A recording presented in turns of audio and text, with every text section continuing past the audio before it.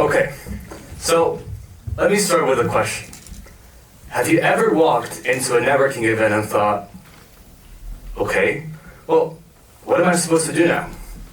Some people are talking non-stop, others don't even say a word, and most of us, we're just pretending like we know exactly what we're doing.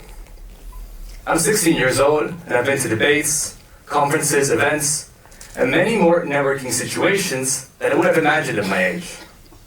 This taught me one thing, that, well, everybody tells us that networking is essential. Almost no one tells us how. And so today, I won't teach you how to show off or how to impress others, but instead, I'll share with you something that's way more interesting and more useful. How real connection happens when we stop performing and we find a balance in between. But for a second now, let's go back to the scenario that I just laid out. So say you walk into a room like this. Huge venue, hundreds of people. What is the first thing that you're going to notice? Well, chances are, it's the people. Taking selfies, adjusting their jackets, finding the perfect lighting for their candid picture that they're going to post on LinkedIn later with some caption about growth or opportunities. You hear the low buzz of conversations blending together, cups clinking with one another, someone laughing louder than they should be. And for a second, you freeze. You stop, you look around, and you notice a dichotomy between different groups of people.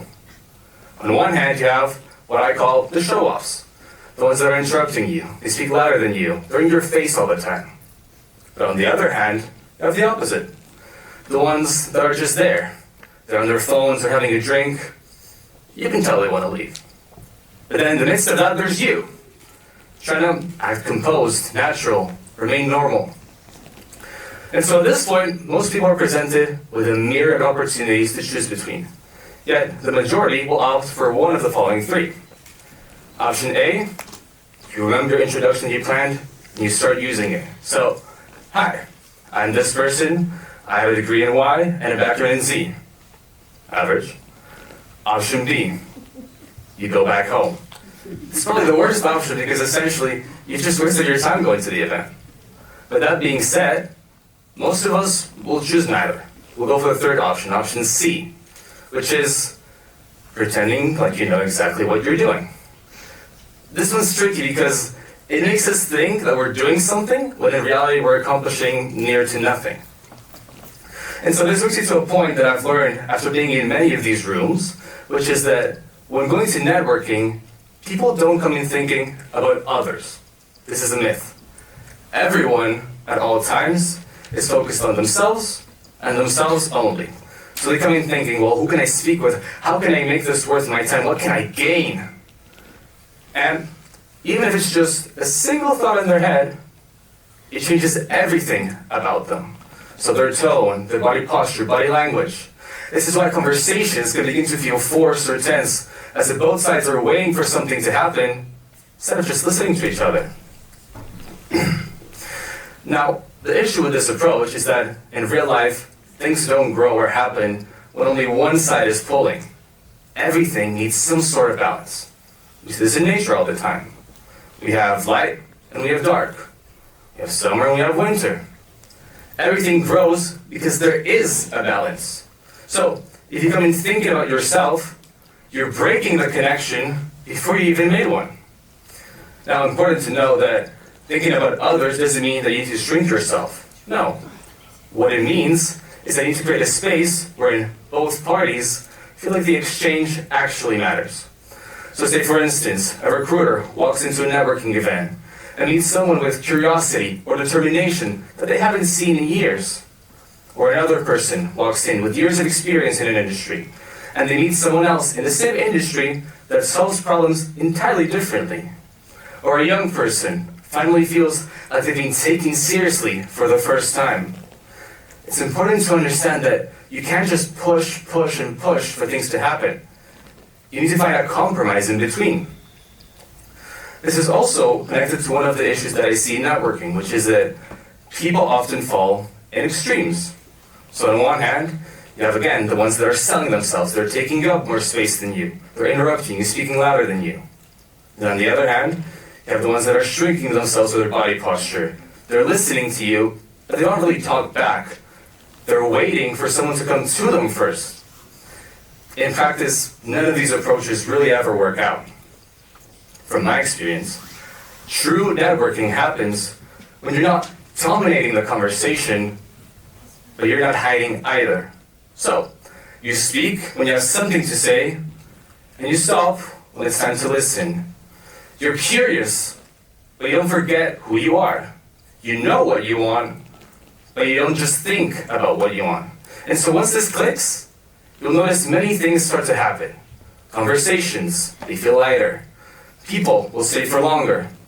And the room you're in will stop feeling like a test zone and more like a space where you can actually connect with people. And so, before going to one of these events one day, I was speaking with my sister. Now, she happens to be an outreach professional, which means that she deals with networking almost on a daily basis. So I asked her, what do you think about networking? And what she told me completely changed how I viewed networking. So, the mistake people make is not being bad at networking per se, but it is thinking that networking is the goal. So thinking you need to go to these events and leave with something measurable immediately, when according to my sister, the benefit of networking is the connection itself, sometimes presented as an opportunity, as a new friend, as new insights. And so once I understood this, I viewed networking very differently. So I started seeing it as a cushion, as a mattress. Chances are, sadly, that everyone at some point in their life is going to fall. You will doubt yourself, something might go wrong, and you'll crash. But when you crash, it's very comforting to know that there's something or someone that's out there to soften the impact. And again, once I realized this, any remaining pressure that I had vanished. And so I started trying to dominate conversations in a way that would benefit me, and I started realizing that all I had to do at that simple moment was just be there, connecting. This is also when I started asking others a different set of questions. I started saying, what can I do for you? How can I help you? And at first, people didn't know how to react. But every once in a while, it shifted the conversation dramatically. So people were speaking like parrots. They were repeating their speeches I found earlier.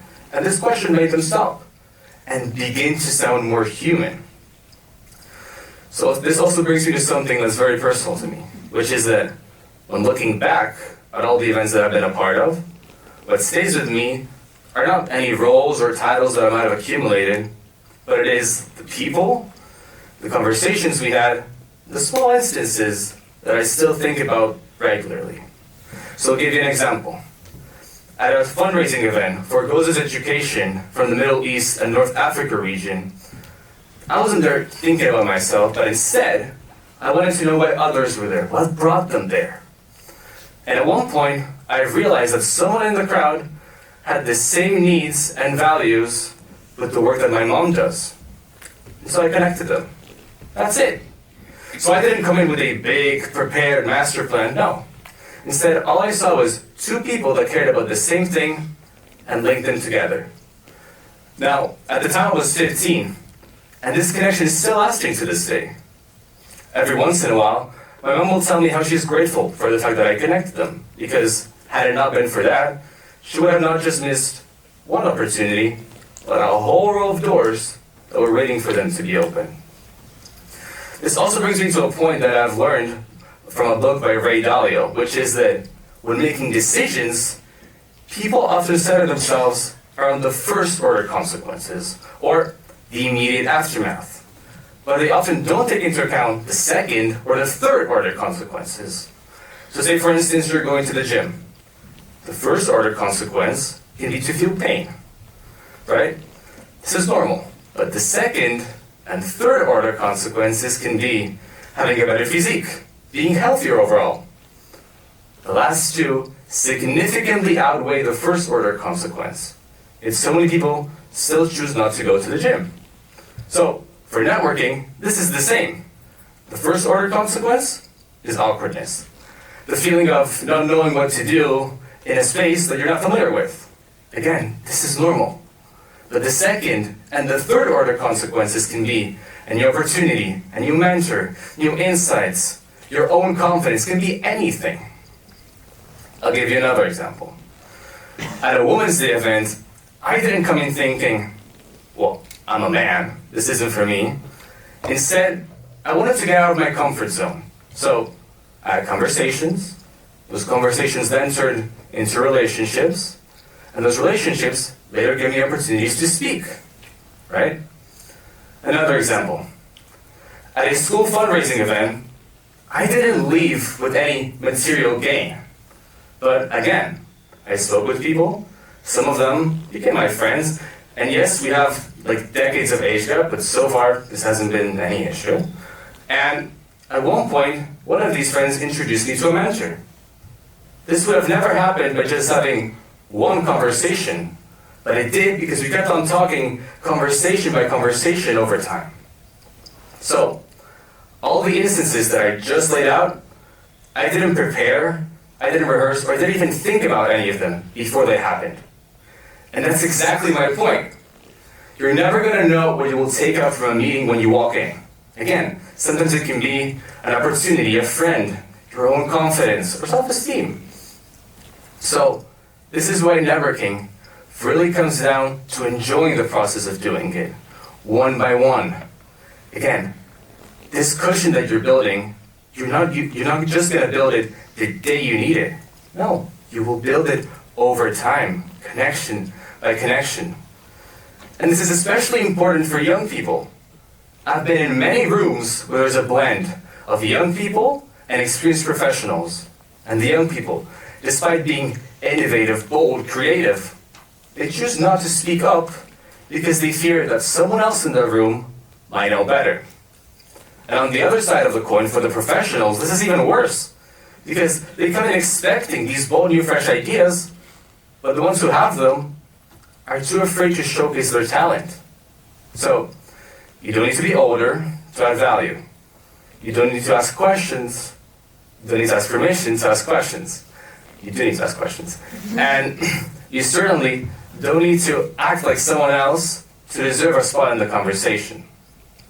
So again, go to networking not to take, but to be remembered. And not for what you asked, but for how you made others feel.